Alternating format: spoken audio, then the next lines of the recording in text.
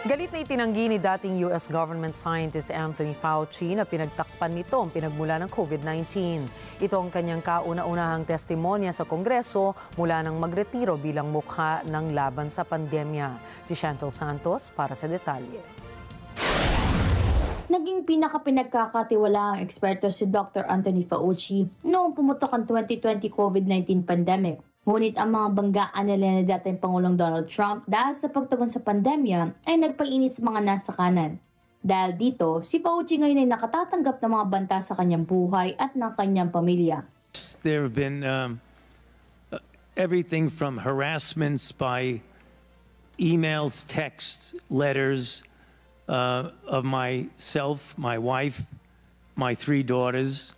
There have been credible death threats leading to the arrests of 2 individuals, and credible death threats means someone who clearly was on their way to kill me. And it's required my having protective services essentially all the time. It is very troublesome to me. It is much more troublesome because they've involved my wife and my 3 daughters. Inaakusahan ng Republicans ang 83 taong immunologist na tumulong umanong pasabugin ang pinakamalalang pandemya sa loob ng isang siglo. Ito niya ay dahil sa pag-aproba ng pondo para sa Chinese scientists na pinaghihinala nila gumawa ng SARS-CoV-2 coronavirus na sanhi ng COVID-19. Ito ay nakabalat sa teorya na ang pandemya ay nagmula sa isang lab leak. Itinanggi ito ni Fauci at sinabing molecularly impossible na ang bat viruses na pinag-aaralan sa Wuhan Institute of Virology ay naging virus sa sanhi ng pandemic. The viruses that were studied under the subaward to the Wuhan Institute that have been reported in progress reports in the literature and published papers, those viruses were phylogenetically so far removed from SARS-CoV-2 that it is molecularly impossible for those viruses to have evolved or being made into SARS-CoV-2. It's just a virological fact. They were so far removed that it could not possibly be a progenitor of SARS-CoV-2.